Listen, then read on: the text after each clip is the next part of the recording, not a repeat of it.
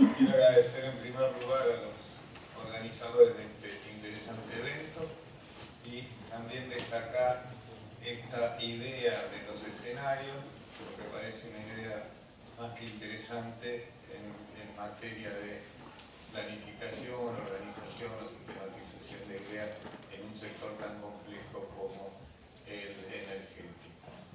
Además de mi participación política, tengo que destacar que pertenezco al grupo de los 8 exsecretarios. Eso, por un lado, me lleva a decir que hay una serie de elementos que son comunes y además que varios de los candidatos presidenciales firmaron un documento nuestro donde planteábamos la política de Estado para el futuro. Digo algunos, no todos. Dicho esto, quiero, y en el orden de haber mencionado esta participación con el grupo, destacar que permanentemente hemos sostenido el hecho de ir cambiando la matriz energética argentina, por cuanto el predominio de los recursos fósiles es demasiado, ha venido creciendo. Somos partidarios de incrementar el uso de energías renovables de todo tipo. No descartamos la energía nuclear y creemos que también el país tiene posibilidades de desarrollar proyectos hidroeléctricos, dado que hasta ahora solamente se ha explotado menos de la mitad de las posibilidades.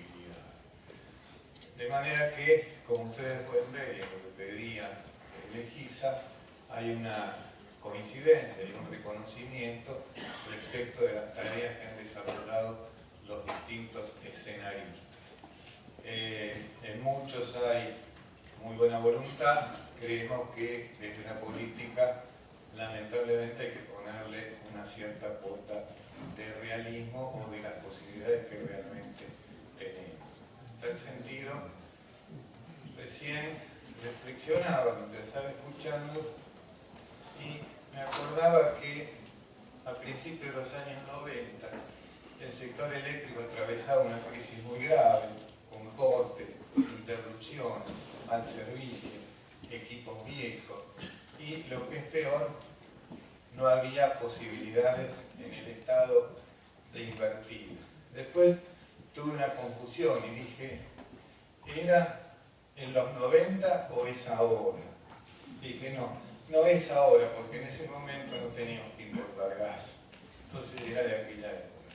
Pero se parecen mucho estos escenarios, de manera que el desafío que enfrenta el gobierno, y para lo cual tiene que estar preparado, es la recomposición del sector energético, porque en los últimos años le ha hecho un daño muy grande a la macroeconomía, tanto en las cuentas fiscales como en las cuentas externas.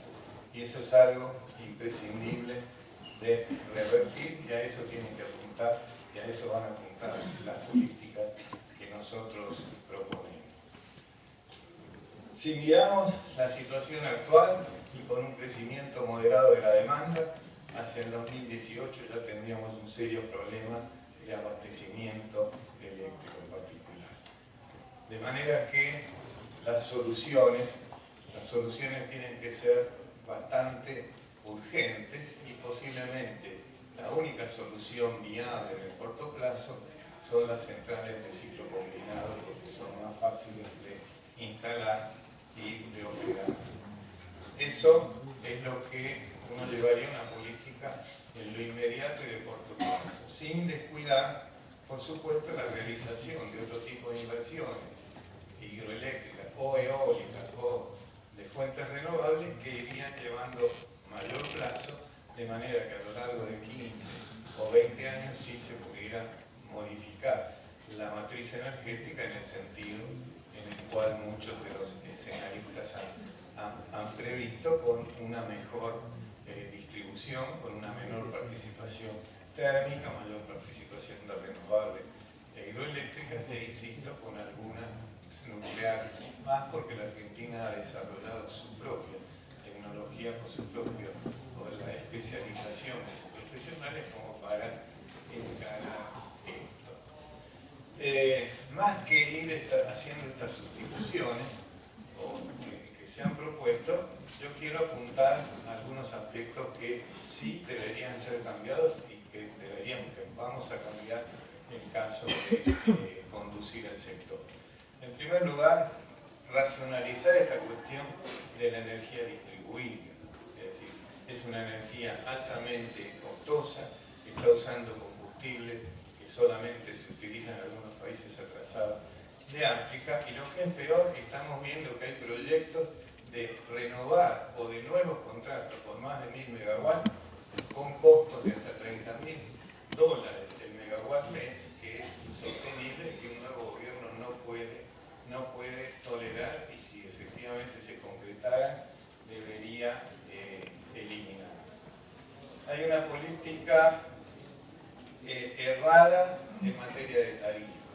Nuestra propuesta es realmente llevar y establecer las tarifas reales, cualquiera sea el costo que ellos quieran.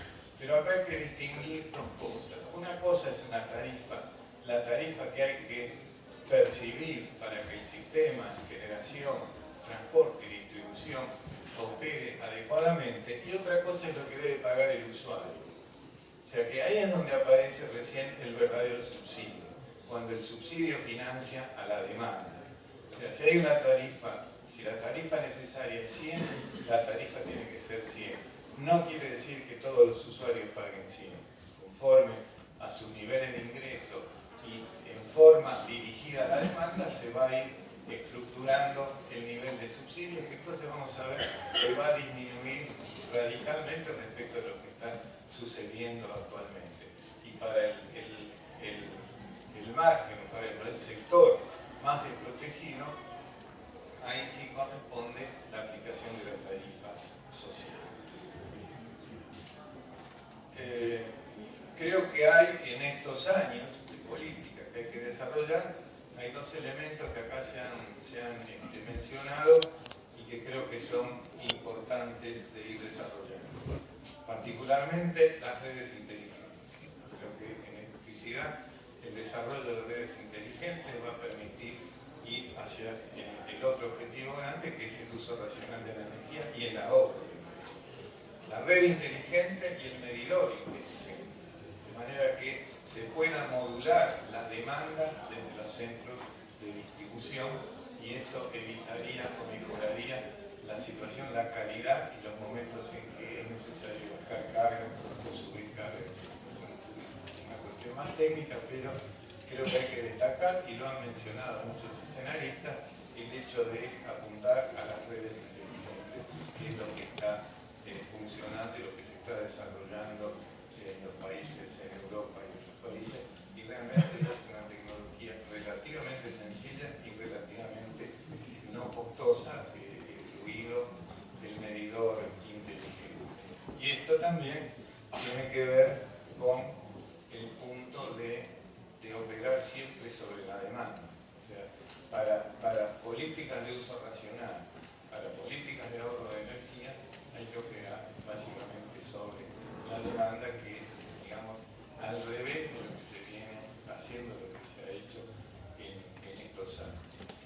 También, ya yendo más, en forma más global al tema de combustibles, creo que es importante volver o tratar de seguir explotando los yacimientos convencionales. No hay un deslumbramiento con vaca muerta en lo que se refiere a petróleo. Creo que sí hay que mirar las posibilidades en los no convencionales de aumentar la producción de gas. Nos parece inadecuado este tema de esta paradoja de que cuando el petróleo costaba $100, acá retribuíamos mal y poco a los productores, y ahora que cuesta 40 les estamos dando 79. Es cierto, el país se puede permitir el lujo de pagar ese sobreprecio porque tenemos un sector de jubilados ricos que desde el ANSES permite que se paguen esos subsidios, que se paguen esas diferencias.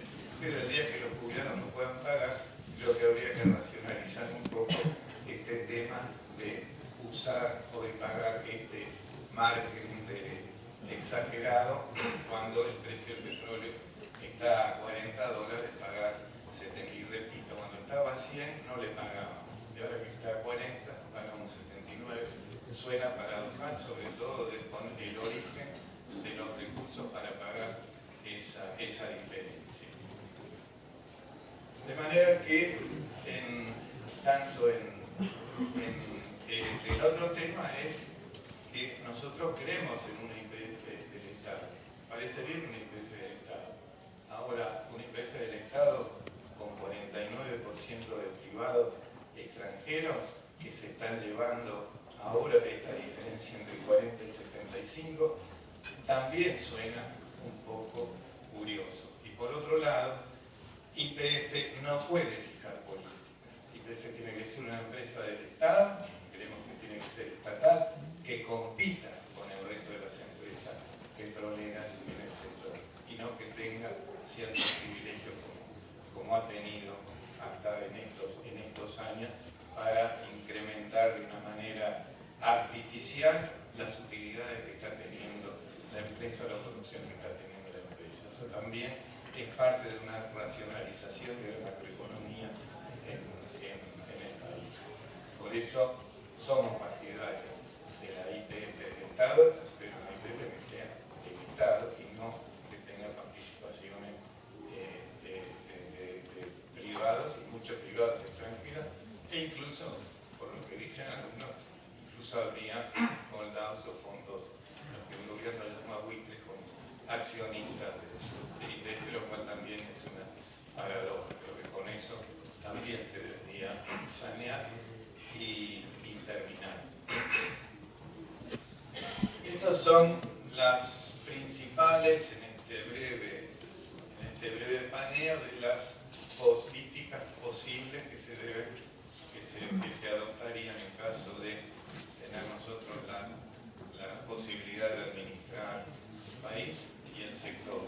Sobre todo, y por supuesto, esto requiere, estamos en condiciones de darlo, que haya seguridad jurídica y previsibilidad impositiva.